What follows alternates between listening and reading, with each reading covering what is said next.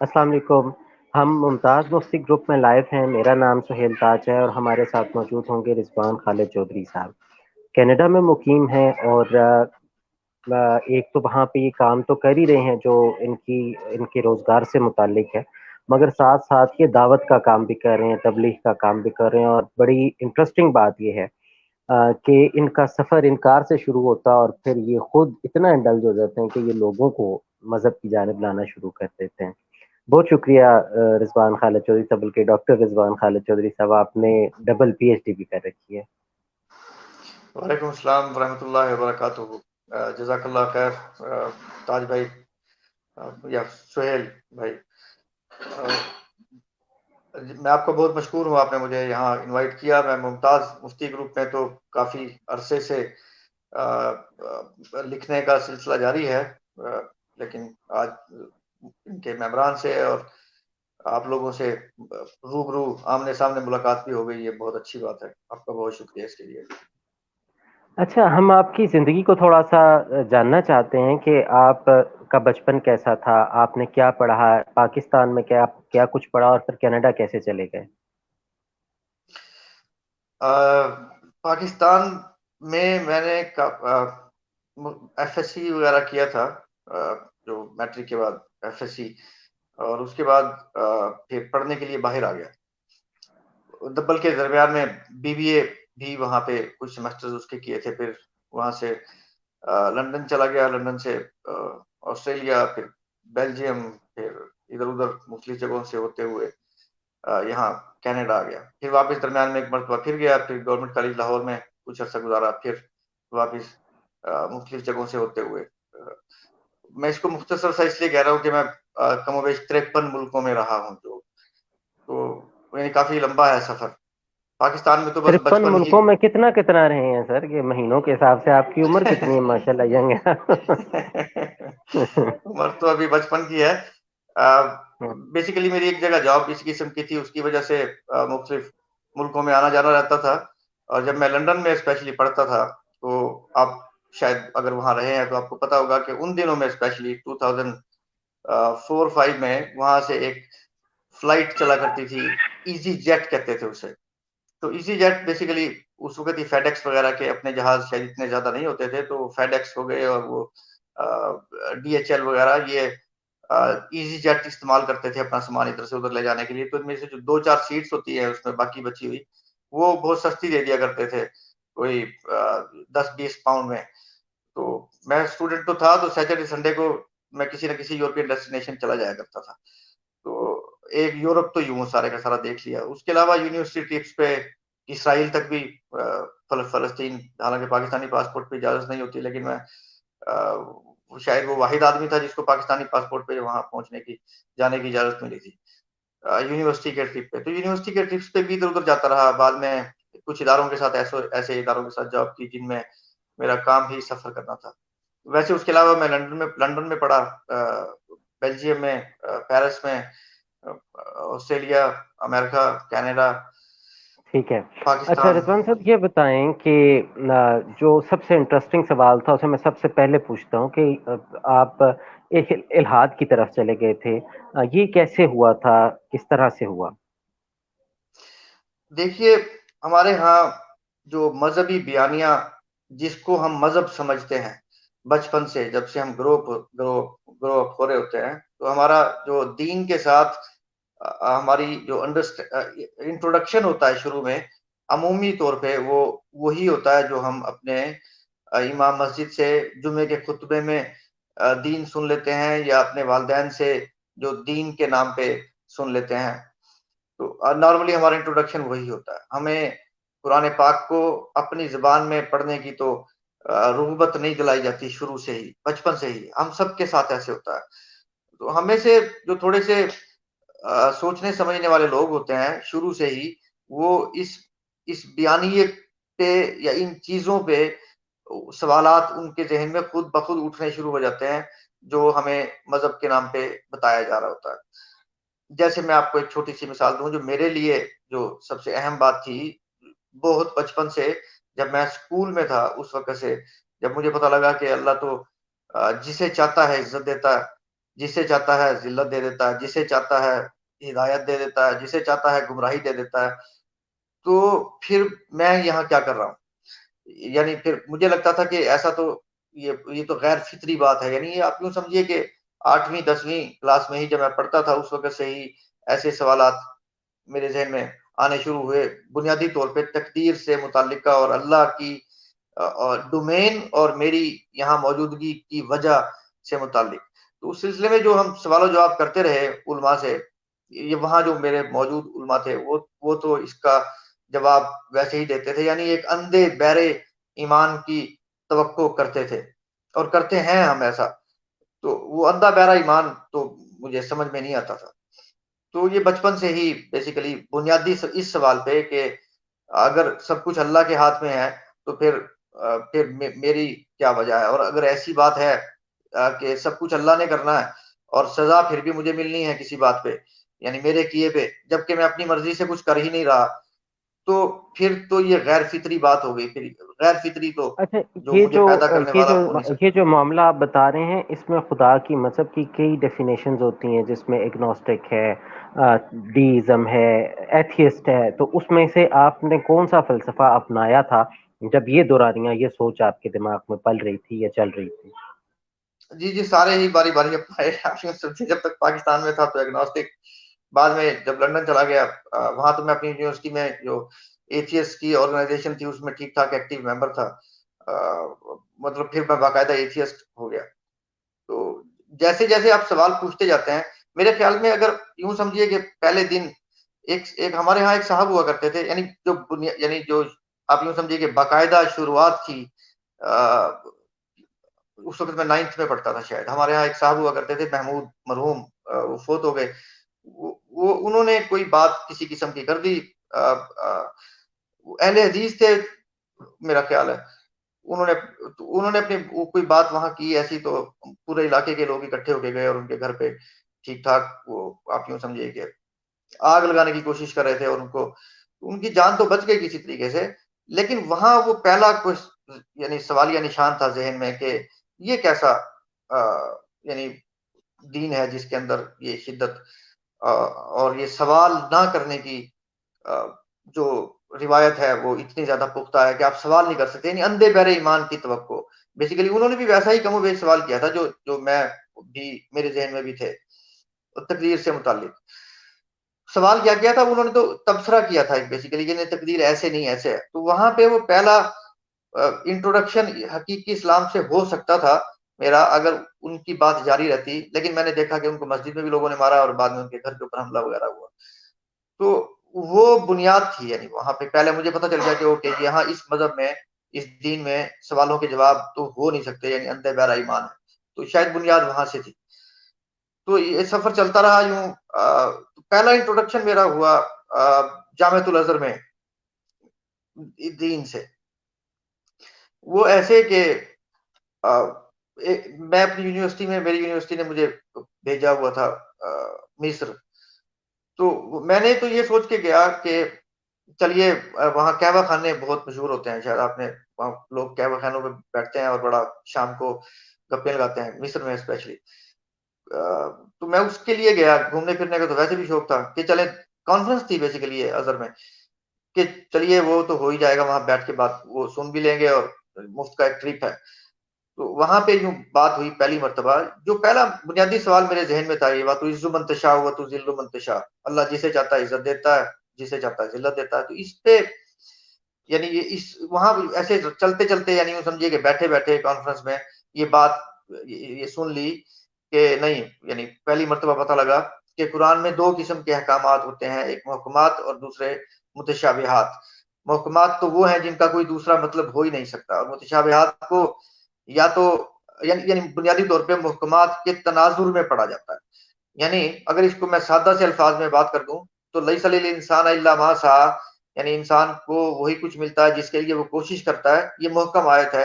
تو اگر اس کے تناظر میں اس آیت کو پڑھا جائے گا تو اس کا مطلب یہ بنے گا جو چاہتا ہے اللہ اسے عزت دیتا ہے اور جو چاہتا ہے اللہ اسے ذلت دیتا ہے. یعنی کہ وہ بات میرے چاہنے کی آ گئی اور میری ڈومین آ گئی، اس زندگی پہ میرا کنٹرول آ گیا. تو وہ بنیادی اعتراض جو یعنی میرے اور اللہ کے راستے میں کھڑا ہوا تھا وہ بس اتنی سی بات سے دور ہو گیا تھا. یعنی میرا اعتراض جو تھا وہ صرف اس بات پہ تھا. اس کے بعد تو خیر بات چیت ہوتی رہی وہاں کئی سارے دن تک. جو میں 5 دن رہا جامع مسجد میں آتا جاتا رہا, وہاں پہ لوگوں سے ملتا جلتا رہا, تو پہلی مرتبہ میں نے قرآن پاک ہی اپنی زبان میں اس وقت پڑھا. اس سے پہلے تو عربی میں جو یعنی ماں آپ کو باپ مارکیٹ بیسیکلی میں یہ پڑھا دیتے لگتا ہیں. ہے کہ بنیادی ترجمہ جو ہے آپ سمجھتے ہیں کہ اس کا مسئلہ ہے وہ اپنے نقطۂ نظر سے کیا گیا ہے؟ جی عربیوں کو تو شاید وہ سمجھ میں ویسے ہی آتا تھا. یعنی ہمیں قرآن پاک سے بنیادی آگہی ہی نہیں ہوتی شروع میں. آپ دیکھیے, ترجمے کی تو بات بعد میں آئے گی نا, ہم نے ترجمہ بھی تو نہیں پڑھا ہوتا کبھی. ہم تو قرآن پاک کو, آپ یہ دیکھیے قرآن پاک جب آپ سوال کرتے ہیں نا, جب آپ پڑھنا اس کو شروع کرتے ہیں, تو آپ یقین کیجئے وہ بالکل ایسے ہی جواب دیتا ہے جیسے آپ کے ذہن میں سوال اٹھ رہے ہوتے ہیں. یعنی وہ فطری ہے نا, کیونکہ اس کی میں آپ کو مثال دے کے بتاتا ہوں کہ حضرت محمد صلی اللہ علیہ وسلم جب شروع میں دین کی تبلیغ شروع کر رہے تھے اپنے خاندان میں اور اپنے قبیلے میں, تو بڑا ایک ذہین آدمی کو انہوں نے بھیجا ان کے پاس بات کرنے کے لیے کہ آپ جائیں. ان کے بارے میں بہت مشہور تھا, مجھے میرے ذہن سے نام نکل گیا ان کا, لیکن وہ بہت مشہور تھا ان کے بارے میں کہ یہ تو یعنی اپنی بات کسی کو سمجھا سکتے ہیں اور منوا سکتے ہیں. یعنی ان کی مدلل گفتگو کرنے میں وہ بڑے مشہور تھے پورے عرب میں. تو وہ جب گئے حضرت محمد صلی اللہ علیہ وسلم سے, انہوں نے جا کے جیسے ہی بات کی, پہلا سوال کیا, تو انہوں نے سورہ سجدہ کی ایک آیت پڑھی. تو وہ ایک دم سے ہکا بکا رہ گئے. ان کے ذہن میں جو وہ کہنے لگے, جو اس کے ذہن میں جو سوچا کہ یہ جواب دیتا ہوں, تو اگلی آیت حضرت محمد صلی اللہ علیہ وسلم نے پڑھی, تو اگلی آیت ان کے ذہن میں چلتے ہوئے سوال کا جواب تھی. اور اسی طریقے سے وہ پڑھتے گئے, کچھ آیتیں پڑھی, تو آخر کار ایک دم سے حضرت محمد صلی اللہ علیہ وسلم کے منہ پہ ہاتھ رکھ لیا اور کہنے لگے کہ آپ بس کیجئے. اور وہاں سے اٹھ کے آ گئے اور لوگوں کو کہنے لگے کہ دیکھو, اچھا اس وقت ابھی 13 لوگ مسلمان ہوئے تھے, آ کے کہنے لگے لوگوں کو کہ دیکھو یہ ایک دن یہاں کے پورے عرب عجم کے بادشاہ بنیں گے, اور اس کی وجہ سے تمہیں تو خام خواہ میں عزت ملے گی کیونکہ تمہارے قبیلے سے ہیں, تو ان کو ان کے حال پہ چھوڑ دو. یعنی وہ قرآن پاک کی بیانیے کی, مکالمے کی جو طاقت ہے وہ اتنی زیادہ ہے کہ ایک عربی جاننے والا آدمی جو کہ مدلل گفتگو کا عادی تھا اور اسی وجہ سے مشہور تھا, اس کے سوالوں کے جواب جو اس کے ذہن میں اٹھتے تھے خود بخود ملتے چلے گئے. یعنی یہ ایک ایسا فطری انداز بیاں ہے اس کا. تو میرے جیسے آدمی کا بھی چونکہ تعارف ہی نہیں تھا اس سے, اگر تھا تو عربی میں تھا, اردو مجھے آتی نہیں تھی, یا اردو میں ہم پڑھتے نہیں تھے سوری قرآن پاک کو, یا پڑھانے کی طرف راغب اچھا بھی نہیں رضوان کیا جائے. صاحب, تھوڑا سا یہ بتائیں کہ جب یہ آپ ترجمے کی طرف آ گئے تو پھر آپ نے کون سا ترجمہ پڑھنا شروع کیا؟ کون سی وہ چیزیں تھیں جس سے پھر آپ کو لگا کہ آپ نے جو سمجھا تھا وہ ٹھیک نہیں تھا؟ اس وقت تو لیلا بختیار ہیں, ہارورڈ کی پروفیسر تھیں وہ اب آج کل شاید کیلیفورنیا میں ہے, وہ مسلمان ہوئی تھیں خود. ان کا ترجمہ ہے دی سب لائن قرآن. اس میں عربی لکھی ہوئی نہیں ہے, صرف انگلش ہی لکھی ہوئی ہے, اور اس کے پہلے پیج پہ جامع الازہر نے سٹیمپ کی ہوئی ہے اپنی. تو چونکہ وہ میری لینگویج کی تھی, لینگویج سے مراد میرے یعنی وہ پڑھی لکھی تھیں, انہوں نے قرآن پاک کے مفاہیم کا بعض الفاظ کا ترجمہ یعنی اس ویسے ہی کیا جیسا وہ عربی میں تھا. جیسے ایک لفظ ہے اس کا مطلب بنتا ہے ایکارڈ آف مورالٹی. اب میرے جیسے آدمی کو ایکارڈ آف مورالٹی کا لفظ یعنی بڑی آسانی سے سمجھ میں آتا ہے کہ اوکے, ایکارڈ آف مورالٹی ایک ایسی اخلاقیات کے مجموعے کو کہتے ہیں جو ایکارڈ سے مراد یہ کہ چاہے وہ جو ہندو کے لیے بھی ویسی ہو, جو کرسچن کے لیے بھی اس کو اخلاقیات ہی ہو, جو جیو کے لیے بھی اخلاقیات ہی ہو. یعنی ایک یونیورسل جو اخلاقیات کا مجموعہ ہوتا ہے اس کو ایکارڈ آف مورالٹی کہتے ہیں. تو یہ لفظ یعنی ایسے سے الفاظ اور ایسے سے مفاہیم وہ استعمال کرتی ہے ان الفاظ کا ترجمہ کرنے کے لیے جو قرآن پاک کی وسعت بیان کر سکیں. شاید اردو میں یا تو وہ وسعت ہے نہیں, یا اس کی وجہ یہ ہوگی کہ وہ روایات کے تناظر میں قرآن پاک کا ترجمہ کرتے ہیں, یعنی وہ آزادانہ ترجمہ نہیں کر رہے ہوتے جیسے علامہ اقبال آزادانہ ترجمہ کیا کرتے تھے, یا جیسے صوفیہ کرتے ہیں نارملی. وہ یعنی اس کی تاریخ کی قید سے آزاد ہو کے قرآن پاک کو سمجھتے ہیں. تو میں آپ اور کو اس کی عموماً مثال ایسا دیتا بھی ہوتا ہے ہوں. کہ یہ دیکھتے ہیں کہ فلاں نے یہ کیا, فلاں نے یہ کیا, فلاں نے یہ کیا, تو اس باؤنڈری سے نکلتے نہیں ہیں. میں بس یہی کہنا چاہ رہا تھا, اس پہ اعتراض کر دیتے ہیں لوگ کہ وہ یعنی تفاسیر کا اور روایات کا, احادیث کا قیدی کر کے جب آپ قرآن پاک کو سمجھتے ہیں تو وہ آپ کو سمجھ میں نہیں آتا, کیونکہ وہ آپ کے کانٹیکسٹ کو بیان نہیں کر رہا ہوتا ہے. آپ کو ایک بات یاد بتاؤں کہ علامہ اقبال کے والد وہ ایک دفعہ انہوں نے علامہ اقبال کو تار بھیجا سیالکوٹ سے، لاہور میں تھے وہ، کہ فوراً پہنچو. آپ اس وقت تار ایسا ہوتا تھا کہ کسی کی ڈیتھ ہو گئی تو تار بھیجا جاتا تھا، یا کوئی بہت ایمرجنسی ہوتی تھی تو بھیجا جاتا تھا. وہ وہاں سے بہت تیزی سے بھاگے، پہنچے سیالکوٹ. والد سے جا کے پوچھا کہ آپ بتائیے کیا کیا بات ہے. تو کہنے لگے کہ نہیں ابھی تم تیار نہیں ہو، اس کے لیے صبح بتاؤں گا، ابھی آرام کر لو. وہ ساری رات پریشان رہے، سوئے، صبح اٹھے، جلدی سے پہنچے والد کے پاس. انہوں نے 3 دن انہیں نہیں بتایا کہ کیوں میں نے تمہیں بلایا. تیسرے دن جب وہ بہت تنگ آ گئے، انہوں نے اپنے والد سے کہا کہ آج تو بتا ہی دیجیے. انہوں نے کہا ہاں شاید اب تمہارے اشتیاق کا عالم وہ اتنا ہو گیا کہ میں تمہیں بتا سکتا ہوں. بات ہی اتنی اہم ہے. بات یہ ہے کہ قرآن پاک کو ایسے پڑھا کرو جیسے تم پہ پہلی مرتبہ نازل ہو رہا ہے. یعنی وہ اتنی اہم بات بتا کے انہوں نے بیان کی تاکہ ان کے ذہن میں، یعنی ان کو بلایا اور آپ سمجھ رہے ہیں کہ ان کا اشتیاق کا لیول اتنا بڑھا دیا، ان کو پتہ لگے کہ اس بات کی اہمیت کتنی تھی. اور علامہ اقبال نے ویسے ہی پڑھا قرآن پاک کو، بغیر تفاسیر کے، بغیر روایات کی قیدی ہونے کے، اپنے اوپر نازل ہوتا وہ محسوس کیا. اور اس کا اعجاز یہ ہے کہ آج کوئی صوفی، کوئی شیعہ، کوئی سنی، کوئی وہابی، دیوبندی، اہل حدیث، بریلوی عالم ان کا ذکر ضرور کرتا ہے اپنی تقریر میں.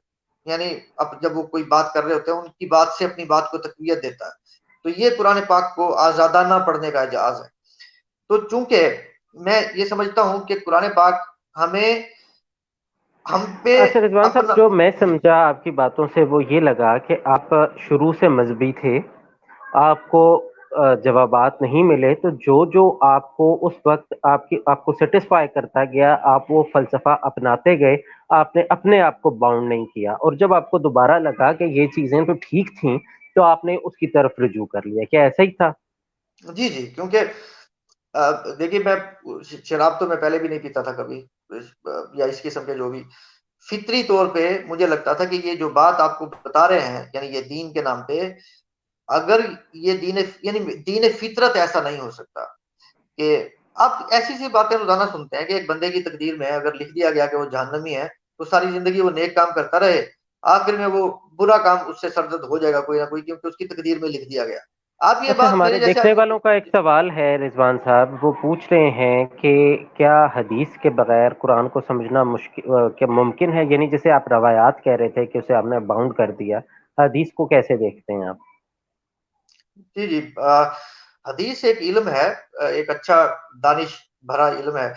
قرآن پاک میں سورہ احزاب کی شاید 34ویں آیت ہے، اس کے اندر حضرت محمد صلی اللہ علیہ وآلہ وسلم کی بیویوں کو کہا جا رہا ہے کہ گھر میں آپ بیٹھے ہیں، یعنی آپ کے اوپر ایک ذمہ داری ہے کہ آپ کی وجہ سے دین آگے تک پہنچے گا، اور قرآن کا ذکر کریں اور حکمت کا ذکر کریں.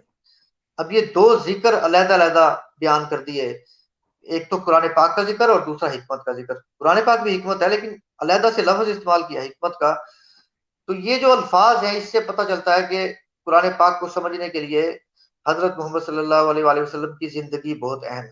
یعنی وہ جو حکمت ہے وہ انہوں نے کوئی فیصلہ کیوں کیا، کیونکہ ان کے فیصلوں کے تناظر میں ہی قرآن پاک نازل ہو رہا تھا. جیسے جیسے ان کی زندگی چلتی جا رہی تھی ان کی زندگی کے حالات کے تناظر میں قرآن پاک نازل ہو رہا تھا. تو یہ بات اہم ہے حضرت محمد صلی اللہ علیہ وسلم کی حکمتیں جاننا، کہ وہ کوئی فیصلہ کیوں کرتے تھے، اس کے اوپر غور کرنا. ذکر سے مراد یہ ہے کہ اس کے بارے میں آپ برین اسٹارم کریں گے ایسا کیوں کیا ہوگا. ذکر سے مراد بنیادی طور پہ یہ ہے، یہاں پہ یہ ہے. یعنی تو امپلیمنٹ نہیں کرنا، اس کو انڈرسٹینڈنگ کے لیے یوز کرنا ہے. جی جی، ذکر سے مراد یہاں جی کہ جیسے آپ یعنی کوئی بھی فیصلہ دیکھ رہے ہوں کہ عمران خان صاحب نے یہ فیصلہ کیوں کیا ہے، تو آپ اس کے پیچھے جو فیکٹرز ہیں ان کے اوپر جب بات چیت کریں گے تو آپ بیسیکلی عمران خان کے فیصلے کا ذکر کر رہے ہیں. یعنی وہ آپ اس کی جو اس کے پیچھے ریزنز ہیں وہ دیکھ رہے ہیں. میرے خیال تو سے یہاں سوچنے والے نے شاید یہ سوچ کے کیا ہوگا کہ کچھ لوگ جب حدیث کی بات کرتے ہیں تو ان کو روایات قرار دیتے ہیں اور یہ سمجھتے ہیں کہ یہ بہت ٹائم کے بعد آئیں اور کچھ اس میں ضعیف ہیں، کچھ کا لیول ڈفرینٹ ہے، تو بہت سی پرابلمس کریٹ ہو جاتی ہیں. تو جب قرآن کو سمجھنے لگیں تو حدیث کا کیا رول ہوگا؟ شاید بات اگر سیدھی کرنا مشکل ہوگی آپ کے لیے، اگر آپ آسان سیدھی سے بات مجھ سے الفاظ میں. چاہتے ہیں، اگر آپ سیدھی بات مجھ سے چاہتے ہی ہیں تو حدیث کا قرآن پاک سمجھنے میں کوئی رول نہیں ہے. یہ بات قرآن پاک خود کہہ رہا ہے. قرآن پاک کہتا ہے میں نے، یعنی اللہ تعالیٰ قرآن پاک میں فرماتے ہیں کہ ہم نے اس کو بہت آسان کیا ہے. اب اگر میں کہوں ایک لمحے کے لیے کہ حدیث کے بغیر قرآن پاک نہیں سمجھا جا سکتا تو یہ اللہ کے اس دعوے کے اوپر شک کرنے کے مترادف ہے. کیونکہ کوئی بھی شخص وہ کوئی 10-20 لاکھ احادیث نہیں پڑھ سکتا. چلے اس میں سے آپ نکال لیں گے صحیح احادیث، اس میں سے آپ نے سمجھ لی اپنے طور پہ کہ یہ فلاں فلاں کتابیں، یہ سیاہ ستہ، یہ صحیح احادیث کا مجموعہ ہے، تو وہ بھی ہر انسان نہیں پڑھ سکتا.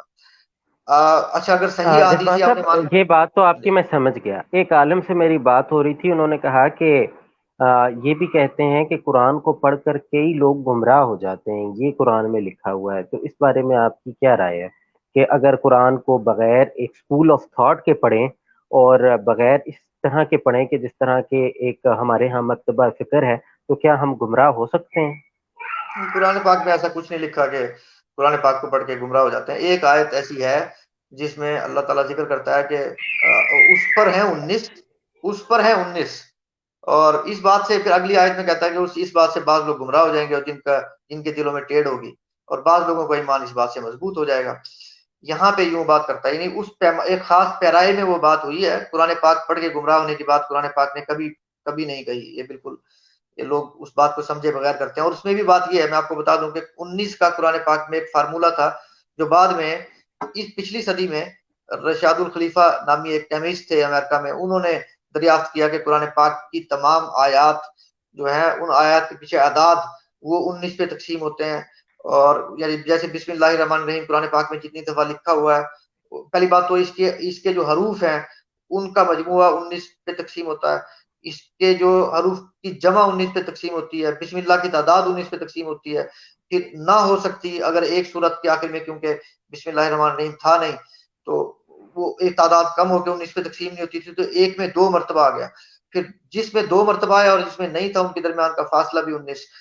یہ 19 کا ایک فارمولا ہے جس کے اوپر اتنی موٹی موٹی کتابیں لکھی ہوئی ہیں.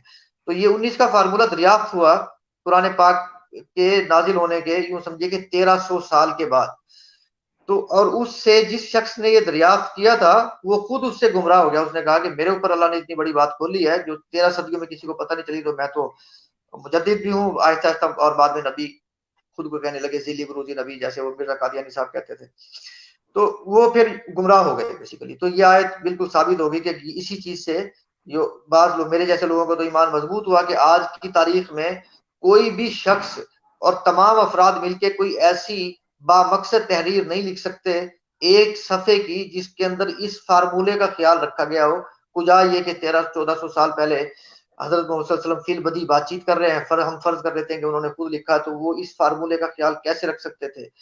تو اس سے ایمان مضبوط ہوا بعض کا، اور ایک کا آپ دیکھیں اور وہ گمراہ ہو گیا جس نے یہ دریافت کیا. تو یہ اس پیرائی میں ہے. تو قرآن پاک پڑھنے سے کوئی گمراہ نہیں ہو سکتا. یہ اللہ کے دعوے کی نفی ہے. اللہ کہتا ہے کہ قرآن پاک بہت آسان ہے. میں اپنی اچھا پرانی رضوان بات صاحب، یہ ایک جی سوال بھی انہوں نے پوچھا ہوا ہے ممبر نے، میں اس کو بھی ساتھ لیتے ہوئے چلتا ہوں. وہ یہ پوچھ رہے ہیں کہ قرآن میں تو بہت ہی سطحی قسم کی باتیں ہیں، تفصیل آپ کو سنت اور حدیث سے ملتی ہے. آپ کو نماز کا کہہ دیا گیا، یہ نہیں پتا کتنی ہے، پڑھنی کیسے ہے. تو اس کو آپ کیسے کہیں گے کہ حدیث کی اتنی امپورٹنس نہیں ہے؟ اب سلاد کا مطلب بھی آپ بتا دیں کہ آپ کے لیے کیا ہے. جی جی دیکھیے، میں تو نماز پڑھنے جو جاتا ہوں یا میں نے جو نماز سیکھی ہے، میں نے کسی حدیث سے نماز نہیں سیکھی. ہم نے تو دیکھ کے سیکھی لوگوں کو، جو لوگ پڑھ رہے تھے نماز کہیں. آپ کے والدین نے حدیث پڑھ کے نماز نہیں سیکھی. ہم لوگ اصل میں حدیث کو اور سنت کو الگ الگ کر لیتے ہیں، یعنی الگ نہیں سمجھتے. جبکہ سنت جو ہے، حدیث کا مطلب دیکھیے، سب سے پہلے تو میں یہاں پہ یہ کلیئر کر دوں کہ میں بالکل منکر حدیث نہیں ہوں. میں نے کتاب جو اپنی لکھی ہے حضرت محمد صلی اللہ علیہ وسلم سے متعلق، فرض اللہ و پروفٹ، اس میں کوئی 750 کے قریب احادیث لی ہیں میں نے. اس کے علاوہ میری دوسری بک ہے، وہ ایک اور بک ہے، اس کے اندر بھی یوں ہی 500 کے قریب ہے.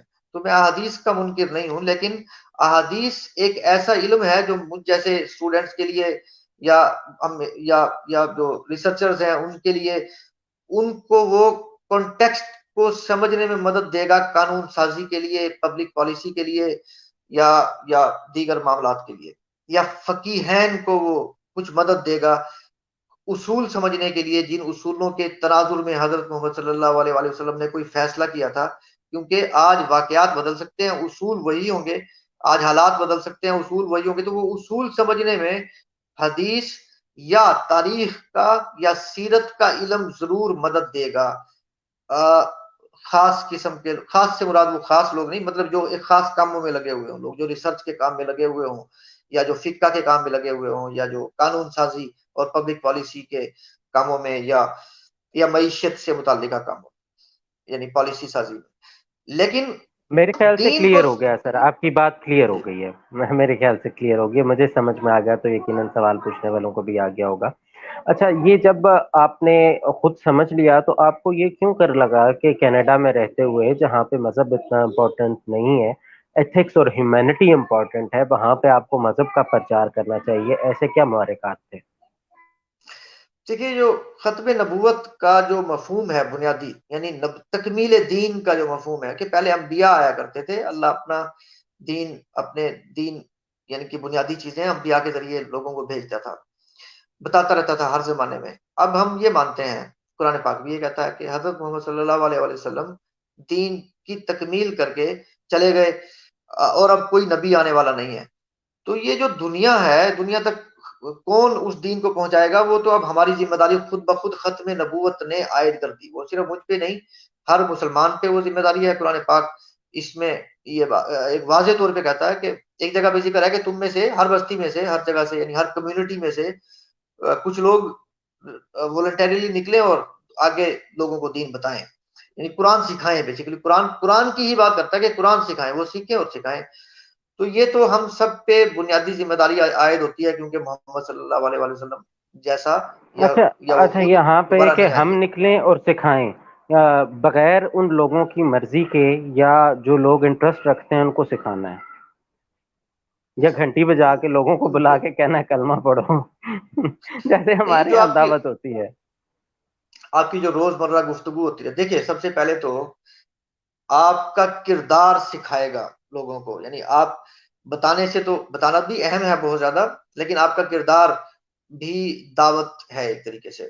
یعنی آپ لوگ سوچنے میں مجبور ہو جاتے ہیں کہ اس کا یہ کردار ہے، یا اس کی یہ شخصیت ہے، تو یعنی اس کی وجہ ضرور اس کا دین ہوگا. پھر آپ کی بات بتائی یا اس کے دین کا کوئی نہ کوئی اس سے تعلق ہو سکتا ہے، تو پھر وہ آپ کی بات میں وزن بڑھ جاتا ہے. لیکن میں آپ کا سوال، آپ کا تو یہ تھا کہ دروازے بجا کے، ہمارے یہاں جو فٹنس کرتے ہیں وہ دروازے بجا بجا کے اور بار بار. کہنے کا مطلب یہ ہے سر کہ آپ دین کس کو سکھائیں گے؟ تبلیغ کا کیا یہ مطلب ہے کہ جو بندہ انٹرسٹڈ نہیں ہے اس کو بھی جا کے بتائیں کہ جی میں دین کی خدمت رہ کے آپ کے پاس حاضر ہوا ہوں، اور اسلام جو ہے وہ بہت اچھا مذہب ہے؟ یا جو بندہ آپ کے پاس آپ کو لگتا ہے کہ اسلام میں انٹرسٹڈ ہے اس کو آپ مزید انفارمیشن دیتے ہیں؟ تبلیغ کا مفہوم کیا ہے آپ کے لیے؟ دیکھیے، میں دروازے تو نہیں بجاتا، لیکن میرے نزدیک یہ ہے کہ آپ نے دین میں بیسیکلی اللہ کا تعارف کرانا ہے. ہماری روزمرہ گفتگو میں بہت سارے لوگوں سے، جیسے یہاں پہ ڈپریشن عام ہے، میرے سامنے جب کوئی ڈپریشن کا ذکر کرتا ہے کہ میں ڈپریسڈ ہوں، یا اس سے متعلقہ کوئی بات کرتا ہے، یا پریشانیوں میں گھرے ہونے کی بات کرتا ہے، تو پھر میں اس سے زندگی کے مقصد پہ بات شروع کر لیتا ہوں نارملی. اور یہ نارملی انہی لوگوں کے ساتھ ہوتا ہے جن سے میرا پہلے لینا دینا، ملنا جلنا کلاس میں یا کہیں اور ایسی جگہ پہ کہیں پہلے سے موجود رہا ہو. تو بیسیکلی تو ہم اللہ کا تعارف کرانا چاہ رہے ہیں. یعنی کوئی بھی مبلغ جو ہوتا ہے وہ اصل میں بندے کو اور اللہ کو قریب کرنا چاہ رہا ہوتا ہے کہ وہ ایک دوسرے سے کمیونیکیٹ کرنا شروع کر دیں. تو اس کو یہ بتانا تو ضروری ہے کہ آپ کا ایک خدا ہے اور آپ کی زندگی کا ایک مقصد ہے. کیا آپ جانتے ہیں اس مقصد کے بارے میں کہ آپ کی زندگی کا کیا مقصد ہو سکتا ہے؟ کیا آپ اس طرف ہیں؟ کہیں یہ ڈپریشن جس کا آپ شکار ہیں اس کی وجہ یہ تو نہیں ہے کہ آپ اپنے مقصد سے دور ہیں، یا اپنی زندگی کے یعنی جس وجہ سے آپ کو پیدا کیا گیا تھا وہ وجہ ہی جاننے میں ناکام ہے، یا شاید آپ کی کوشش جو ہے وہ اپنے لیے نہیں ہے، اس جسم کے لیے ہے.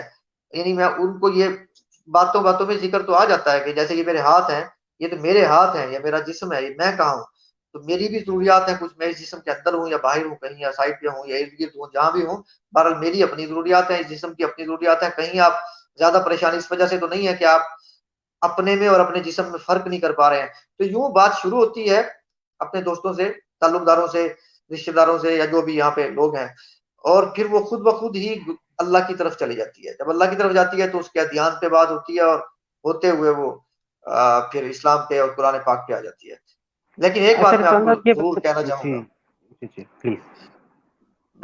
آپ کو پتا ہے، شاید آپ میری ویڈیوز تو دیکھتے ہی رہتے ہوں گے، ابھی تک کوئی 18 کے قریب لوگ تھے جن کو میں اسلام میں داخل کرنے کی اللہ نے مجھے سعادت دی. ان میں ہندو بھی ہیں, کرسچنز بھی ہیں, جیوز بھی ہیں, باقی لوگ بھی ہیں. ان میں سے کسی کو بھی میں اسلام کی طرف نہیں لا سکتا تھا اگر میں ان کو ایک بات نہ کہہ دیتا, وہ یہ کہ دین صرف اور صرف قرآن ہے. ان کے جتنے بھی اسلام کے اوپر اعتراضات تھے, اگر میں وہاں آدھے گھنٹے کے لیے منکر حدیث نہ بن جاؤں تو میری کوئی بات سننے کے لیے تیار نہیں ہوگا. جو آپ کے پہلے سوال کی طرف واپس آ رہا ہوں کہ قرآن پاک کو سمجھنے کے لیے حدیث کی ضرورت نہیں ہے, بلکہ اس کے تحت سمجھنے کی کوشش کریں گے تو الجھنیں بڑھتی جائیں گی, اور وہ بات آخرکار لے دے کے وہاں فرقہ 108 فرقوں پہ پہنچے گی. ان سب کا جو فرقوں کا اختلاف کی ریزنز جو ہیں وہ لے دے کے انہی روایات میں ہیں جن کو ہم حدیث کہتے ہیں. میرے نزدیک حدیث وہ ہے جو حضرت محمد صلی اللہ علیہ وآلہ وسلم کے اپنے الفاظ ہیں, اور ایسے تمام الفاظ میں دین کا حصہ سمجھتا ہوں, بشرطے کہ یعنی اگر ان کی مطابقت قرآن پاک میں, ان کی جڑیں قرآن پاک میں ملتی ہیں. یعنی اس کے علاوہ فلاں نے فلاں کو دیکھا, فلاں نے فلاں سے یہ سنا, اور یہ تو راویوں کے بیانات ہیں, راویوں کا یہ دعویٰ ہے کہ حضرت محمد صلی اللہ علیہ وسلم نے ایسے کچھ کہا تھا. تو ہم ان کے دعوے کو, جو محدثین کا یا جو طریقہ کار ہے, عمومی طریقہ کار پرکھنے کا, وہ ہے کہ اس بندے کا کردار کیسا تھا, کہنے والا سچ بولتا تھا یا جھوٹ بولتا تھا, کیا اس نے کبھی کوئی, یعنی اس قسم کا جو اصول حدیث ہے ان کے تو وہ ہیں. تو میں ان اصولوں کا احترام کرتے ہوئے, میرا اصول کسی بھی روایت کو یہ جاننے کا کہ یہ حضرت محمد صلی اللہ علیہ وسلم کے الفاظ ہو سکتے ہیں یا نہیں ہو سکتے, یہ ہے کہ کیا قرآن پاک سے مطابقت رکھتے ہیں. ایک مرتبہ حضرت عائشہ رضی اللہ تعالیٰ عنہ سے کسی نے کہا کہ فلاں صاحب تو کہہ رہے ہیں کہ مردے پہ, انہوں نے حضرت محمد صلی اللہ علیہ وسلم سے سنا کہ مردے پہ رونے سے مردے کو تکلیف ہوتی ہے. وہ کہنے لگی نہیں, حضرت محمد صلی اللہ علیہ وسلم کوئی بات خلاف قرآن نہیں کہتے تھے, قرآن کہتا ہے کہ ایک نفس دوسرے نفس کا بوجھ نہیں اٹھائے گا. ایک دم سے ریجیکٹ کر دی یہ بات سنتے ہی. حالانکہ وہ بڑے اسی طریقے سے ایک خاتون حضرت عمر فاروق رضی اللہ تعالیٰ عنہ کے پاس آئی, کہنے لگی کہ مجھے طلاق چاہیے, اور میں مطلب مجھے وہ حصہ نہیں چاہیے اپنا, یعنی مجھے خلا چاہیے. تو میں نے حضرت محمد صلی اللہ علیہ وسلم سے سنا ہے کہ خلا اگر عورت خود لیتی ہے تو اس کو مینٹیننس نہیں ملے گی. انہوں نے کہا تم حضرت محمد صلی اللہ علیہ وسلم ایسی کوئی بات نہیں کہتے جو خلاف قرآن ہو. جب قرآن پاک مینٹیننس کا حق دیتا ہے عورت کو جو طلاق کے بعد ملتی ہے, تو حضرت محمد صلی اللہ علیہ وسلم کیسے کہہ سکتے تھے؟ ایسی کوئی حدیث نہیں ہے. ایک منٹ میں ریجیکٹ کر دی. یعنی طریقہ کار یہی ہونا چاہیے. اگر آپ قرآن پاک پڑھ لیتے ہیں ایک مرتبہ, 2 مرتبہ, 3 مرتبہ, پہلی ریڈنگ میں آپ کو محکمات سمجھ میں آ جاتے ہیں, دوسری ریڈنگ میں متشابہات سمجھ میں آ جاتے ہیں, تیسری ریڈنگ میں اپنے حالات کے تناظر میں, اور وہ ایک دوسرے کے تناظر میں آپ کے دماغ میں ایک آلہ فٹ ہو جاتا ہے یہ دیکھنے کے لیے.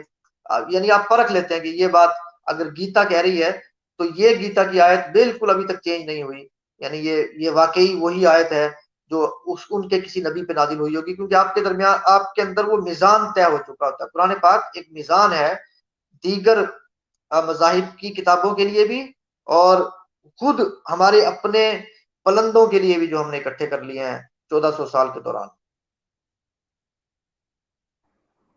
اچھا رضوان صاحب یہ بتائیں کہ جن لوگوں کو آپ دعوت دیتے ہیں ان کے عمومی سوالات کیا ہوتے ہیں اسلام کے متعلق یا دیگر خدا کے متعلق؟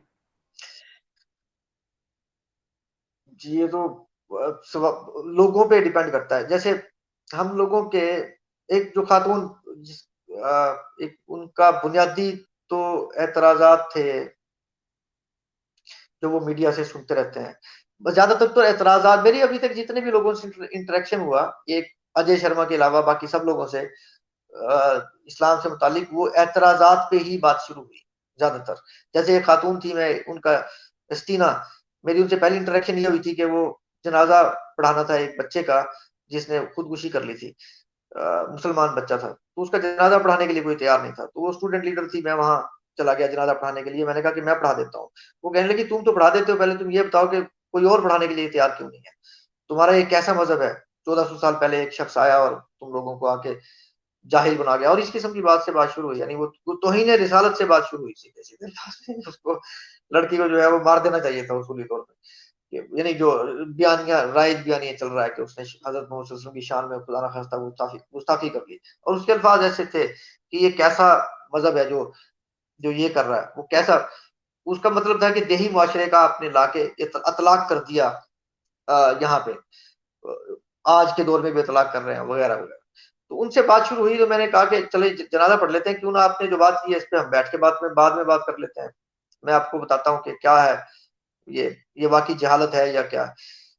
تو اس کے بعد ان سے بیٹھ کے بات شروع ہوئی, اور ان بات ہی یہاں سے اعتراض پہ شروع ہوئی کہ اور اسلام تو قرآن پاک تو عورتوں کو مارنے کی اجازت دیتا ہے, یہ کیسا دین ہے تمہارا. تو پھر وہ وزروب یعنی وہ جو لفظ ہے قرآن پاک میں جس سے بعض لوگ یہ مطلب نکالتے ہیں کہ اس کا مطلب عورتوں کو مارنا ہو سکتا ہے, اس سے متعلق میں نے ان سے کافی تفصیل سے بات ہوئی, اس کے سارے میننگز دکھائے, پھر کانٹیکسٹ دکھایا, پھر ان کو بتایا کہ حضرت محمد صلی اللہ علیہ وسلم کی زندگی اسی طریقے سے قرآن کا بھی میزان ہے, تو ان کی زندگی کو اگر دیکھ لیا جائے تو کیا کوئی بھی تاریخ, کیا کسی مستشرقین کی لکھی ہوئی تاریخ بھی یہ کہتی ہے کہ حضرت محمد صلی اللہ علیہ وسلم نے اپنی بیوی کو کبھی ہاتھ بھی لگایا ہو, مارا بھی ہو, جبکہ ان کے پاس ایک ایسی وجہ بھی شاید حالات نے پیدا کر دی تھی. جب وہ آپ کو پتا ہے حضرت عائشہ کا جو واقعہ ہوا تھا جس میں وہ اپنے قافلے سے پیچھے رہ گئی تھی, تو مارنے کا حق تو اس وقت بنتا تھا اگر عورت کو مارنا, یعنی قرآن پاک نے ان کو اجازت دی ہوئی ہوتی. تو ان کو اس استینا سے اس معاملے میں بات شروع ہوئی, پھر یہاں سے فطرت پہ بات شروع ہوئی کہ فطرت کیا ہے. زیادہ تر تو ڈسکشن کے اندر یعنی اعتراضات سے بات شروع ہوتی ہے, جیسے ہی ان کا اعتراض دور ہوتا ہے تو پھر ہم یعنی زیادہ تر مبلغین یہی کرتے ہیں کہ پھر وہ ان کو فطرت کی کیا کہ قرآن سے اور اسلام سے جو مطابقت رضوان ہے صاحب اس یہ کی آپ نے طرف لے بات کی جاتا تو ہے. اس کو پھر کلیئر بھی کرتے چلے. تو کیا جو ہمارے ہاں رائج اصول ہیں اس میں تو یہ سمجھا جاتا ہے کہ مردوں کا ایک درجہ اوپر ہے, قوامون یعنی وہ سربراہ ہے, اور عورت کو ڈرانے کے لیے مسواک سے مارا جا سکتا ہے, یعنی ڈرایا جا سکتا ہے. تو آپ نے اس کو کیسے سمجھا؟ نہیں, قرآن پاک کے ساتھ تو اس کا کوئی تعلق نہیں ہے ساری کی ساری بات کا. قوام کا مطلب سربراہ کہاں سے آیا, پہلے تو آپ یہ بتائیں. قوام تو یعنی ایک اس کی جو مسکولر کیفیت ہے اس کا, یعنی قوام یہ کم, بھیڑیں چرانے والا جو چرواہا ہوتا ہے, جو دیکھ بھال کرنے والا ہوتا ہے, کیا اس کا یہ مطلب نہیں ہے؟ اس کا مطلب یہ کہہ سکتے ہیں, جی اس کا مطلب یہ کہہ سکتے ہیں اپنی فزیکل اپیرنس کی وجہ سے یا اپنی مسکولیرٹی کی وجہ سے یا جو اس کی پٹھوں کی طاقت ہے, یا اس وجہ سے وہ ان کے اوپر ایک یعنی گائیڈ تو ہے یعنی اپنے, لیکن وہ قوام کا مطلب مالک یا سربراہ ہرگز نہیں ہے. یعنی وہ راستہ دکھانے والا ایک طریقے سے ہو سکتا ہے, ٹھیک ہے, لیکن یہ اس کا خیر. مطلب مالک نہیں ہے. جی, اور اسی طریقے سے وہ جو نہیں, مارنے, جی ہاں جی, مارنے والا مسواک کی وہ اس سے یقیناً لگتی نہیں ہے, صرف ایک روپ ڈالنا, یہ ڈرانے والا معاملہ شاید وہ بھی میں سننا چاہ رہا ہوں کہ شاید وہ بھی اس کے بھی کچھ اور معنی آپ نے نکالے ہوں یا سمجھ میں آئے ہوں, تو ہمیں بھی سمجھ آ جائے. نہیں, کہاں لکھا ہوا ہے کہ مسواک سے مارو یا کسی سے مارو. حوالہ تو وزربو مجھے نہیں, ہننا, اگر آپ, تو یہ ہاں ایک جی, لفظ اس کے لیے جو ہے نا وزربو ہننا, یعنی یہ بیسیکلی اس کا دیتے ہیں کہ اور ان کو مارو. وزربو ہننا کا مطلب ان کو مارنا نہیں ہے. اس سلسلے میں بہت لمبی ڈیبیٹ ہو جائے گی, لیکن میرے خیال سے جو اس بات پہ اتھارٹی ہیں لیلا بختیار دی سب لائن قرآن, جن کا میں شروع میں ذکر کر رہا تھا کہ ان کا ہارورڈ سے پڑھی ہیں, ہارورڈ میں پڑھاتی ہیں اور مسلمان ہوئی ہیں, پہلے وہ مسلمان تھی نہیں, انہوں نے اسلام قبول کیا تھا, اور بائی چانس. اور اس کے بعد یعنی تو ان کو 30-40 سال ہو گئے اسلام قبول کیے, لیکن باہر انہوں نے اپنے زمانے میں اسلام قبول کیا تھا. تو انہوں نے اس پہ بڑی زبردست ریسرچ کی ہے جو یوٹیوب پہ موجود ہے انگلش میں اور اردو میں, تو یعنی وزربو ہننا سے متعلق, تو اس کو دیکھنا چاہیے. وزربو ہننا کا مطلب یعنی گو اوے ہے, گو اوے جو ایک مطلب جو وزربو ہننا کا بنتا ہے, اور ہمیں دیکھنا چاہیے کہ کانٹیکسٹ کے مطابق کیا وہ ایسا مطلب بن رہا ہے, اور کیا حضرت محمد صلی اللہ علیہ وسلم نے ایسا کیا. جب حضرت عائشہ کے ساتھ معاملہ ہوا ان کا, تو انہوں نے کیا کیا, پہلے وہ ان کو ان کے والد کے گھر چھوڑ کے آ گئے, یعنی وہ اپنے آپ کو دور کر لیا ان سے. تو یہ تکلیف یعنی اس کو آپ سادہ سے الفاظ میں یوں کہہ سکتے ہیں کہ یہ آپ, تو بڑی اچھی بات ہے. اگر آپ یہ کہیں کہ اس کا مطلب دور ہو جانا ہے تو بڑی پیاری بات ہے. شاید بلوچ صاحب کا سر سوال لے کے تو پھر اس بات کو آگے بڑھاتے ہیں. جی جی بہت شکریہ سہیل بھائی, اور رضوان چودھری صاحب آپ کا بھی شکریہ. سر اچھا آپ کو مزہ آ رہا ہے, مجھے تو بڑا اچھا لگ رہا ہے طاہر صاحب. جی, میں چودھری صاحب سے میری ملاقات ہے, میں قصبہ گجرات ان کی یونیورسٹی میں گیا تھا, شاید انہیں یاد ہو, جی آپ خواجہ حبیب صاحب کے خواجہ ساتھ. حبیب صاحب کے ساتھ جی آئے جی تھے, جی مجھے یاد ہے. جی جی جی جی. اچھا, میں چودھری صاحب سوال یہ ہے کہ بڑا واضح ہے, اللہ پاک کا حکم بھی, کتاب بھی بڑی واضح ہے, معاملات بھی بڑے ٹھیک ہیں, لیکن ہم جو اچھے عمل کرنے والے ہیں جن کو ہم مسلمان کہتے ہیں وہ سارے ہی ریجڈ ہیں کہیں نہ کہیں پہ. مطلب وہ جس کے بارے میں کہا جائے کہ جی یہ عمل پیرا ہے تو اس میں لچک نہیں. جتنے بھی عمل پیرا ہمیں دائیں بائیں نظر آتے ہیں کہ جو کہ شریعت کو ماننے کے ساتھ ساتھ اس پہ عمل کرنے والے ہیں, وہ سارے کے سارے ایک ایسے نقطے پہ آ کے رک جاتے ہیں کہ جہاں پہ کمپرومائز نہیں ہے, جہاں پہ لچک نہیں ہے, اور وہ بڑا مشکل کر دیتے ہیں. اور وہ ایک بڑی مشکل پہچان ورلڈ وائڈ ہمیں ملی ہوئی ہے. تو اس میں کہاں پہ آ کے گڑبڑ ہوئی کہ یہ ساری چیزیں مطلب ہماری شخصیت کے اندر اس طرح سے داخل ہو گئیں کہ ہم ایک بغیر لچک کے اور ایک ریجڈ رویے کے ساتھ آگے بڑھنے لگ گئے. اس کی ایک ریسنٹ مثال لاہور والا واقعہ بھی آپ کے سامنے ہے کہ ہم کہیں نہ کہیں معاملات کو یا انڈرسٹینڈ نہیں کر پاتے, یا ٹیکل نہیں کر پاتے, یا ہمارا براٹ اپ کا کوئی پرابلم ہے, یا انڈرسٹینڈنگ کا کوئی پرابلم ہے. حالانکہ اگر آپ چیزوں کو دیکھیں تو وہ بڑی واضح اور بڑی آسان ہے. تو کیا سمجھتے ہیں آپ کہ یہ کیا وجہ ہے کہ ہمارے اوپر ایک لیبل لگ گیا ہے کہ ہم لچک کے بغیر نہیں. ایون ہم انسٹیٹیوٹ میں بھی دیکھتے ہیں, انسٹیٹیوشنس میں بھی جو لوگ لیڈ کر رہے ہیں اگر وہ شریعت کے پابند ہیں تو بڑے سخت آدمی ہیں. وہ چیزوں کو مطلب اس میں آپ بھی سمجھتے ہیں ان چیزوں کو کہ وہ گنجائش نہیں دیتے. تو سوال صرف یہ ہے کہ یہ ایسا کیوں ہو جاتا ہے کہ جو عمل کرنے والا ہے یا جو دعوے دار ہے وہ ریجڈ ہے, اس کے پاس لچک نہیں ہے, اس کے پاس کمپرومائز نہیں ہے. سر اگر اس کو ہسٹوریکلی دیکھیں آپ تو جو ہمارے ائمہ تھے, پہلے ائمہ جن کو ہم پہلے ائمہ کہتے ہیں, امام مالک, امام ابو حنیفہ, امام احمد بن حنبل, امام شافعی, امام جعفر صادق, ان کے درمیان میں یہ جو لچک, عزت, ایک دوسرے کی گفتگو کا طریقہ کار وہ بہت خوبصورت تھا. ان سب کے ایک دوسرے سے اختلافات بے پناہ تھے. یعنی ایک ان میں سے ہاتھ چھوڑ کے نماز پڑھنا سکھا رہا, دوسرا ہاتھ باندھ کے. ایک جو ہے طلاق کو ایک بار کی طلاق یعنی 20 بھی دے دیں تو آپ کہتے ہیں ایک ہی ہوئی ہے. دوسرے صاحب جو ہیں وہ کہہ رہے ہیں کہ نہیں ایک دفعہ میں تینوں دے دی تو ہو گئی. یعنی یہ بنیادی اختلافات ہیں, اس کے باوجود وہ ایک دوسرے کو دیکھتے تھے تو اٹھ کے کھڑے ہو جاتے تھے. امام مالک جب یعنی حضرت امام ابو حنیفہ سے متعلق کہتے تھے جیسے الفاظ آپ وہ سنتے ہیں تو یعنی لگتا ہے کہ ان کے درمیان میں جیسے عشق چل رہا ہے, جبکہ ان کی فقہ ایک دوسرے سے بالکل مختلف ہے. تو وہاں تک سب کچھ ٹھیک تھا جب یعنی وہ حضرت محمد صلی اللہ علیہ وسلم کے 130 سال تک, تو یہ سارا معاملہ بڑا خوبصورت چلا ہے. اس کے بعد پھر یہ جب حدیثیں اکٹھا کرنا شروع ہوئیں تو جو مسلم اور بخاری کی آپس میں جو ایک دوسرے کے لیے زبان استعمال کی ہوئی ہے وہ کوئی اچھی زبان نہیں ہے. یعنی یہ جو ایک دوسرے یعنی مخالف کی جو تضحیق کا معاملہ جو شروع ہوا وہ محدثین کے دور سے شروع ہوا. اور چونکہ ہمارے دین کی ساری بنیاد ہی محدثین سے شروع ہوتی ہے, یا وہاں آج کل مسالک تو زیادہ محدثین کے کیے ہوئے تحقیقی کام کے نتیجے میں جنم لیے ہیں.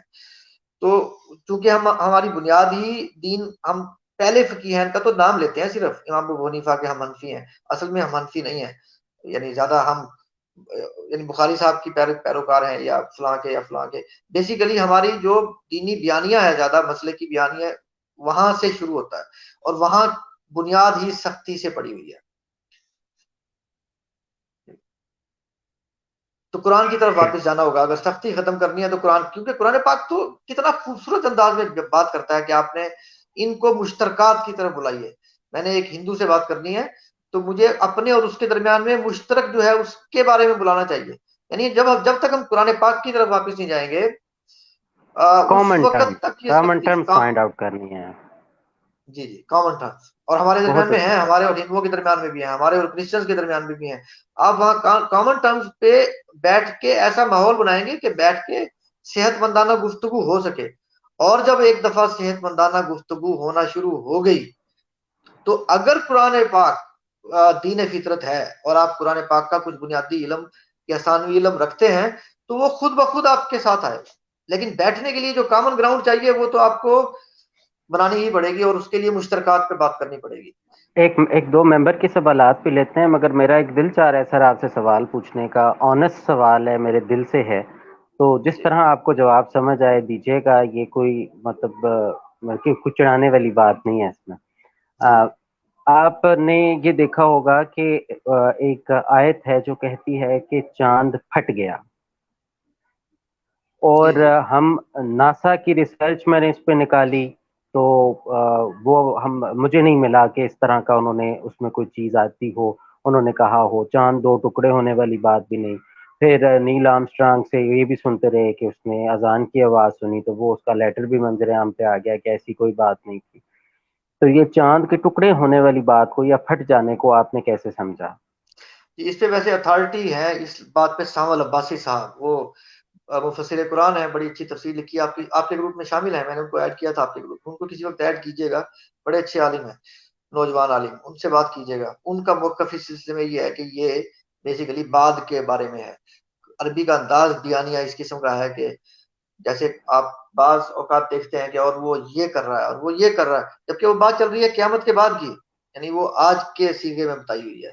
قرآن پاک کا انداز اس قسم کا، تو یہ ان کا موقف یہ ہے کہ یہ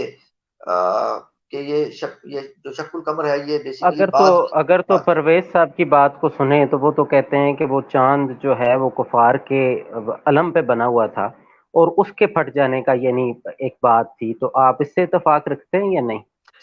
نہیں، میں اس پہ مطلب میں اس پہ سوچتا ہی نہیں. اس کی ایک وجہ ہے، دیکھیے 1400 سال پہلے قرآن پاک نے بتایا کہ اور تمہیں تمہاری انگلیوں کی پوروں سے پہچان لیا جائے گا، فنگر پرنٹ سے پہچان لیا جائے گا. اس آیت کا کیا مطلب تھا 1300 سال تک، یا اس آیت کو 1300 سال کوئی کیسے سمجھتا جب تک کہ فنگر پرنٹس دریافت ہی نہیں ہوئے تھے. قرآن پاک جب کہہ رہا ہے کہ تمام سیارے ستارے گھوم رہے ہیں، اپنے اپنے مداروں کے اندر گھوم رہے ہیں، 1400 سال پہلے یہ بات کر رہا ہے، تو اس بات کو آج سے 1000 سال پہلے تک کوئی کیسے سمجھتا کہ اس آیت کا کیا مطلب ہو سکتا ہے. ان کے نزدیک تو سن اسٹیشنری، ہم تو یہ بھی پڑھتے رہے ہیں بچپن میں تو کافی عمر ہو گئی ہے میری، ہم جب چھوٹے تھے تو اس وقت یہ پڑھتے تھے سن اسٹیشنری، یعنی یہ یونیورسل ٹروتھ تھا. تو اب ہمیں پتا ہے کہ وہ نہیں ہے. تو تمام سیارے ستارے یعنی گھومتے رہے، اور جس نے یہ دریافت کیا تھا پہلی مرتبہ، جس نے بات بتائی تھی، اس کی تو کھال اتار لی تھی شاید انہوں نے. تو رضوان صاحب یعنی یہ بڑی پیاری آپ باتیں کر رہے تھے، مگر یہاں پہ تھوڑا سا مجھے اختلاف ہے کہ آپ اگر مطلب نکالنا شروع کر دیں کہ قرآن نے یہ 1400 سال پہلے بتایا، تو آج اگر پتہ چلے کہ یہ غلط ہے فنگر پرنٹس، تو کچھ لوگوں کے میچ ہونا شروع ہو گئے ہیں، تو پھر کیا آپ یہ بات مانیں گے کہ قرآن میں نعوذ باللہ ٹھیک بات نہیں کی؟ مطلب قرآن کو سائنس کی طرف ہم کیوں زبردستی لے کے جاتے ہیں جبکہ بات اخلاقیات کی ہے وہاں پر؟ جی میں اپنی بات پہلے تو مکمل کر لوں، اس بات کی طرف جی آتے جی. ہیں. جب یہ بات ہو گئی یعنی 1300 سال تک، میرا مطلب یہ نہیں ہے کہ دو لوگوں کے میچ نہیں کرتے، میں یہ نہیں کہہ رہا ہوں، قرآن پاک نے یہ کہا ہی نہیں کہ دو لوگوں کے میچ نہیں کرتے. قرآن نے یہ کہا کہ تمہارے فنگر پرنٹ سے تمہیں پہچان لیا جائے گا. 1400 سال پہلے کہا، تو 1300 سال تک یہ آیت کسی نے اس آیت سے کیا سمجھا ہوگا، مجھے آپ یہ بتائیے، جبکہ فنگر پرنٹس تو تھے ہی نہیں، یعنی فنگر پرنٹس کا تو مفہوم ہی نہیں تھا نا. تو 1300 اپنے سال تک اندازے لگائے ہوں گے. ہاں جی. کہ اس آیت کا کوئی اور ہی مطلب نکالا ہوگا، پتہ نہیں اس کا کیا مطلب ہے. اسی طریقے سے فرعون کی لاش کے بارے میں قرآن پاک اگر کہہ رہا تھا کہ دیکھو ہم نے اس کو نشانی بنا دیا، تو 1300 سال تک بہت سارے لوگوں نے سوال کیا ہوگا کہاں ہے بھائی وہ نشانی، یہ کا قرآن پاک ذکر کر رہا ہے. تو بعض اور ایسی سی بہت ساری آیات ہیں، جیسے ستاروں کے گھومنے کی، سیاروں کے یا جو بھی تو تمام اپنے اپنے مداروں میں گردش کرنے کی بات کا کسی مفسر نے یا کسی مبلغ نے اعتراض کرنے والے کو کیا جواب دیا ہوگا. وہ کہہ رہا ہوگا کہ بھائی آپ کو تو پتا ہے یہ تو نہیں گھومتے، قرآن پاک کہہ رہا گھومتے ہیں، تو آپ کیسے اس مذہب پہ یقین رکھتے ہو. اس سوال کا جواب کیا دیا ہوگا 1300 یا 1000 سال تک کسی سوال کرنے والے کو، کسی قرآن کے طالب علم نے. آپ مجھے یہ بات کا جواب دیجیے، آپ سے سوال ہے میرا. ظاہر ہے کہ اب جو اس وقت سمجھ آتا ہوگا وہ لکھ دیتے ہوں گے، پھر وقت کے ساتھ ساتھ جیسے چیز آتی ہوگی اس کو اپڈیٹ کرتے جاتے ہوں گے. بس یہی بات قرآن پاک کہتا ہے کہ اور ہم تا قیامت کائنات کی آیات سے قرآن پاک کی آیات ثابت کرتے چلے جائیں گے تاکہ یہ واضح ہو کہ یہ حق ہے، یعنی یہ حق کی طرف سے ہے. تو قرآن پاک نے قیامت تک اپنی نشانیاں کائنات کے ذریعے کھولنی ہے. اور یہی آپ کا دوسرا سوال، کہ میں آپ کی بات سے بالکل اتفاق کرتا ہوں کہ قرآن پاک سائنس کی کتاب نہیں ہے، لیکن کائنات کیا ہے، سائنس اصل میں کس چیز کے بارے میں ہے؟ سائنس زندگی کے بارے میں ہے، کائنات کے بارے میں ہے. اور قرآن پاک اس جیسے وہ آیت میں نے بھی بتائی کہ اس یعنی جو سائنسی حقائق قرآن پاک کی وجہ سے واضح ہوتے ہیں، وہ ہم پہ حق الیقین کے درجے پہ ہمیں پہنچا دیتے ہیں کہ واقعی یہ بات تو 1400 سال پہلے یعنی کوئی بھی انسان اور تمام انسان مل کے نہیں کہہ سکتے تھے. اگر کسی نے کہی ہے تو اس کا مطلب ہے وہ کائنات بنانے والے نے کہی ہے. تو سائنسی ایجادات کا تعلق صرف اور صرف یا سائنسی دریافتیں، ایسی چیزیں جو ہم اب دریافت کر رہے ہیں اور قرآن پاک ان کے بارے میں کہہ چکا، ان کو ہم دلیل کے طور پہ صرف اس لیے لیتے ہیں کہ یہ بات جان ہی نہیں سکتا تھا کوئی میرے خالق کے علاوہ. یا اس کائنات کے خالق کے علاوہ. تو اس کا مطلب ہے قرآن خالق کی طرف سے ہے, کیونکہ ہم نے حضرت محمد صلی اللہ علیہ وآلہ وسلم کی شخصیت کو نہیں دیکھا, ہم نے تو صحابہ کرام کو بھی نہیں دیکھا, تابعین تبع تابعین کو بھی نہیں دیکھا. ہم نے تو جنہیں دیکھا ہے وہ وہی جو بلوچ صاحب بتا کے گئے ہیں کہ وہ گھٹیا ترین لوگوں کو دیکھا ہے جو مسلمان ہونے کے دعوے دار ہیں. تو ان کو دیکھ کے تو کوئی کیسے سمجھ سکتا ہے کہ اسلام کوئی اچھا مذہب ہو بھی سکتا ہے یا بالکل شریف ٹھیک. آدمی کا مذہب بھی ہو سکتا ہے. رضوان صاحب تو تفسیر ابن عربی کے بارے میں آپ کی رائے پوچھنا چاہ رہے ہیں ممبر ہمارے. جی میں ابن عربی کی بہت بے پناہ عزت کرتا ہوں. ان کے بارے میں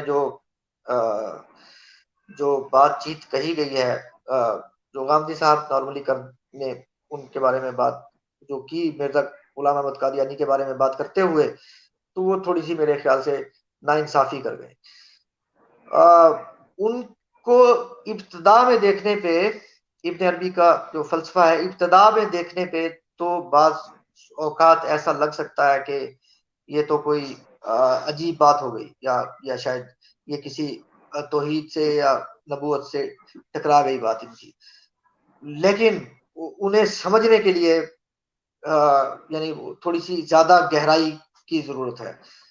ان کے جو نظریات ہیں وہ اللہ سے متعلق, جیسے صوفیہ کے عمومی نظریات کی بھی بات کر لیں, جو ان کے دو عقیدے ہیں, وہ اب کیا کہتے ہیں انہیں, وہ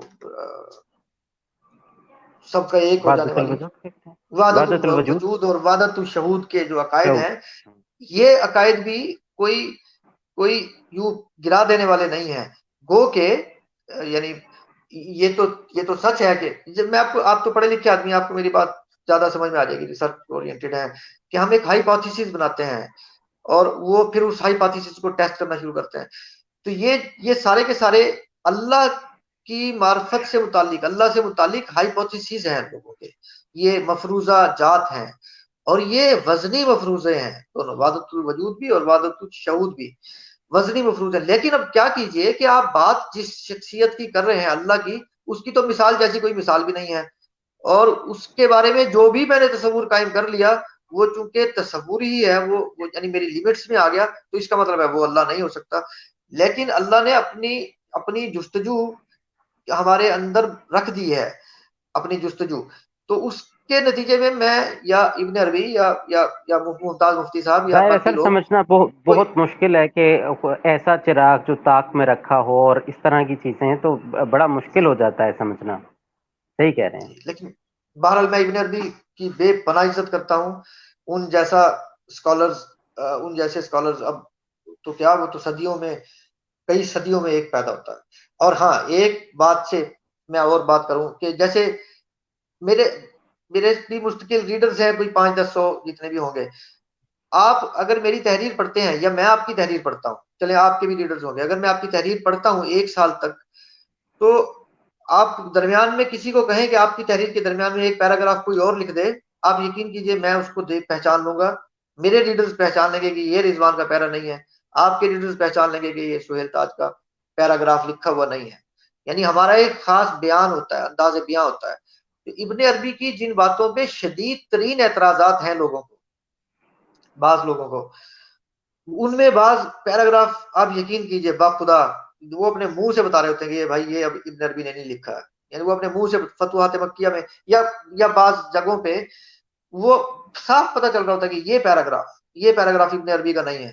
یعنی وہ چونکہ وہ دور ایسا تھا, اس کے اندر بعد میں جو کتابیں لکھی گئی اس کے اندر لوگوں نے اپنا زن شامل کر دیا, ان کے گدی نشینوں نے شامل کر دیا, تو اس کی وجہ سے ان پہ اعتراضات اٹھتے ہیں. لیکن ان کو ایک طرف رکھ کے اگر بات کی جائے تو ابن عربی سے بڑا اسکالر میرے نزدیک تو بہت کم پیدا ہوئے. امام غزالی بھی تھے, لیکن ابن عربی بہرحال بہت بڑے اسکالر تھے. بالکل ٹھیک ہے. اچھا ایک آخری سوال سر, آپ کے بارے میں ہم نے گروپ میں سنا تھا کہ آپ کو کوئی ایسی بیماری لاحق ہے کہ آپ جلدی فوت ہو جائیں گے. کچھ لوگوں کو بڑا دکھ تھا, کچھ کو ابھی بھی انتظار ہے کہ کب جائیں گے آپ. نہیں وہ پائٹوٹری ایڈینوما کہتے ہیں اسے, وہ ایک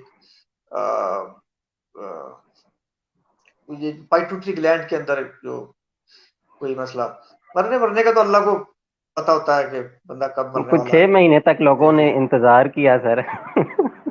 اچھا نہیں کہ ایک کب سنگین کب مسئلہ تو انتقال پر ملال کی پوسٹ آئے گی، وہ تو دیکھتے ہی رہے. مجھ سے آج بھی کسی نے کہا کہ یہ لازمی پوچھیے گا، ہم نے کافی انتظار کیا.